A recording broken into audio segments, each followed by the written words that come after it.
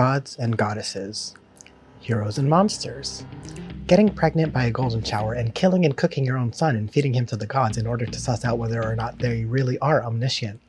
Am I talking about Lycaon or Tantalus? The answer is yes. Greeks stand the test of time, at least so far. Imagine the batshit insane stories that are lost to time. Blood of Zeus is one such story. From the minds of Charlie and Vlas Parlipity, 4 years since season 1 dropped all the way back on October 27th of 2020. Perhaps it would be prudent to refresh your memory of the narrative and recap the events thus far, in case you don't have time or just want to jump right into the story where season 2 starts. As this is merely a recap, it will not be exhaustive because I don't want to be exhausted, so there will likely be things I leave out for the sake of streamlining the story. As such, I again beseech you to watch the first season proper so you can stand and for yourself. I had said that before I wrote all that, so you can tell by looking at the runtime how true that is. Let's begin.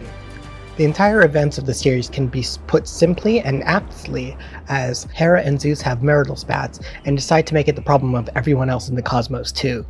That's it, that's the show.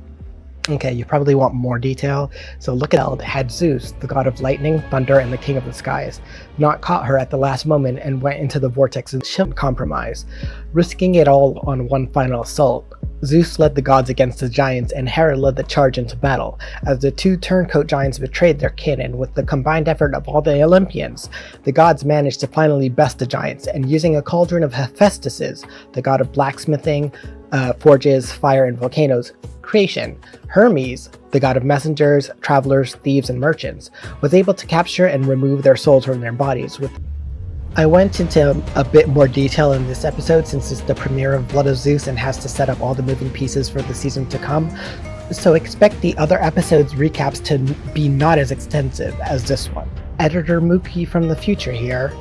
So that was a fucking lie, which also removes Elektra's agency or right to choose who she is intimate with, or even going so far as to rape Elektra, because she never consented to have sex with Zeus, and he had to deceive her and wear the guise of her also shitty husband, Periander, in order to bed her. I'm not going to mince words. Zeus didn't assault Elektra and father Heron. The gods are enjoying a tournament where Apollo and her son to remember who he is. Heron makes some new friends and fellow captives, Evios, voiced by Chris Diamantopoulos, and Kofi, voiced by Adetokunbo McCormack, of its flesh, and transformed Seraphim into the first demon. He slaughtered most of the guards, save for the few who surrendered, converted, and served under him. It's funny that Hera had to recount his own backstory to him, but the audience needed to know his past, and it could be considered justified as Hera displaying her omniscience and power to him, enlightening him as to the tragic fact that he killed her himself, before again focusing his sights and retribution towards Zeus. Because nothing is a better aphrodisiac or closing tactic to tempt someone to join you, like weaponizing their own unrealized traumas against them. Everyone's playing checkers, and Hera's out here playing 4D chess with mortal lives as the pawns. Love that towards the remaining 4 episodes. Hi, it's Mookie from the future again. So it turns out that was a fucking lie too. We're now halfway through the series and the second half starts off and broken, and consequences will be forthcoming.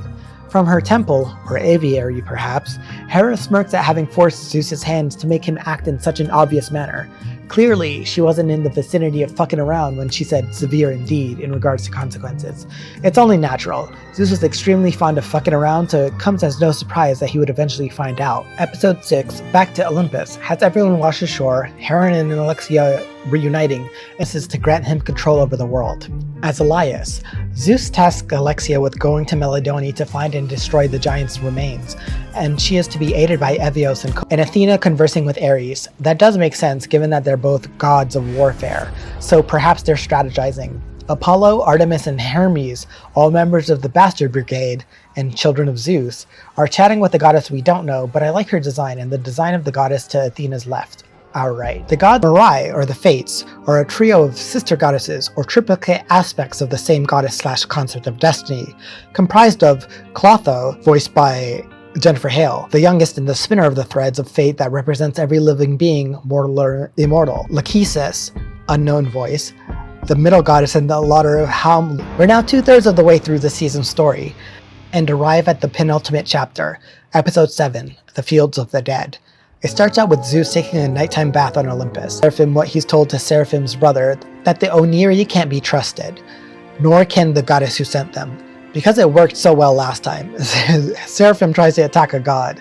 The one he didn't realize was the patron of his brother this entire time. Zeus, rather ostentatiously, but still cool, nips that blasphemous sort of insolence in the bud, and after chastising him for believing Hera giving him false confidence in his abilities, he acknowledges that Hera is partially correct to blame Zeus for what happened to Seraphim eventually, and he's unrepentant in making a bid for the throne, and remarking Seraphim would have done the same. Seraphim, mass murderer that he is, has a line that even he won't cross. He won't stoop so low as to murder babies. Nobles and old women and his mother, sure, but babies? Seraphim practically said, I can excuse matricide, but I draw the line at infanticide. Good for him. Even evil has standards, apparently. Seraphim takes his time exacting a revenge on behalf of his mother, who he refers to as the woman who raised me, and I see this possibility with Seraphim remarking, Looks like my god is more clever than your god. And I mean, yeah, Hera has convinced Zeus so they're looking the other way, or did they just fear Hera enough to fudge? Apollo also remarks that the gift is from one bastard to another, essentially drafting Heron into the bastard brigade. They're 8 deep now. If only I could conclude who that final elusive member was. The giants march on Olympus, and it's god against god in this civil war between and led by Zeus and Hera. Fearing death, Evios comes clean about his and Kofi's arrangement with the demons Alexia was chasing in the first as weapons and can openly attack him, with no fear of retribution. Not that she ever feared him, but still. Heron's squad raid the rear looking for the cauldron, but come up empty as Hera accounted for such an attempt. It's Alexia who notices some dead crows speared on arrows, and Heron's the only one who can hear the cawing of crows high above in the clouds, leading him to suspect the cauldron of darkness is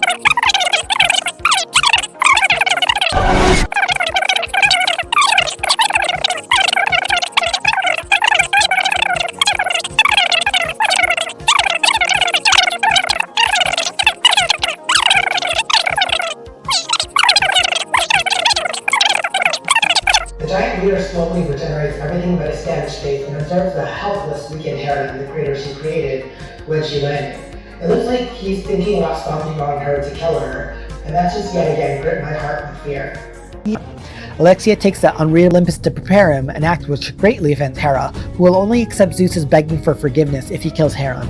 Zeus refuses, Hera cannot be appeased, and she and several other gods leave, going to the underworld and taking sanctuary with the ever-neutral Hades. Earlier, Zeus in disguise as Elias instructed Alexia and 2 men whom Heron befriended on the slave ship, Evios and Kofi, to search for the giants' remains, which will kill all the demons if destroyed since it is the origin of their powers and race.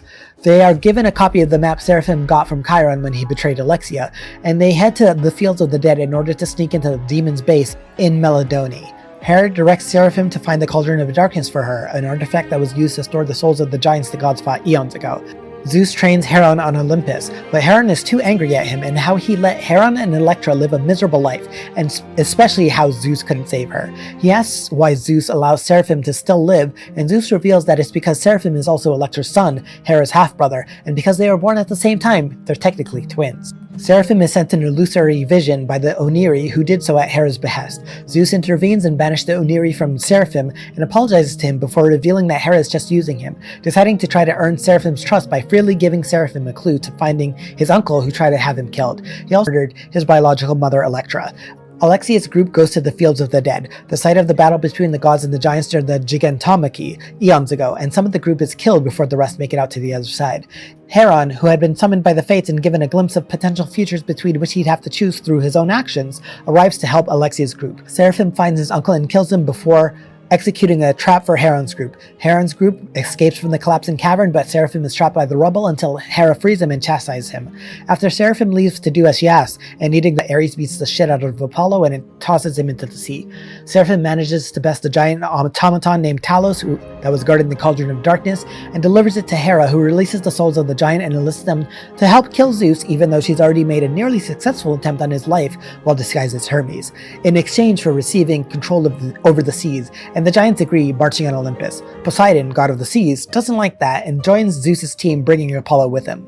Zeus's faction know their only shot is to seal away the giant's soul again, and Heron is tasked with finding where Hera hid the cauldron. War begins with Zeus leading one side and Hera leading the other, both of them coming to blows. Heron finds the cauldron and retrieves it, and Hera is betrayed by the leader of the giants and almost killed just as she is about to kill Zeus.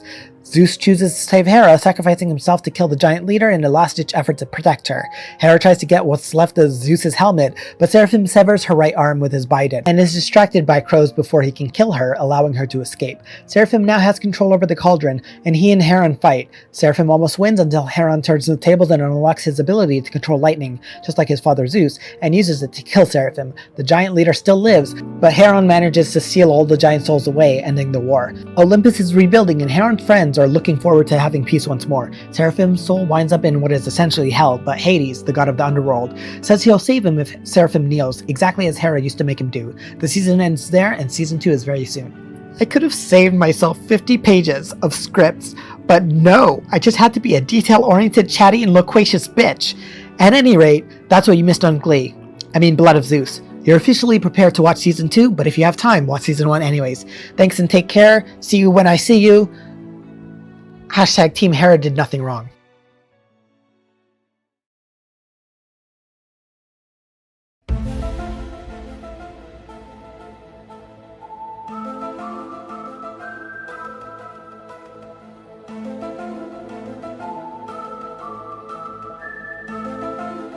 What do you mean? What are you doing? What do you mean?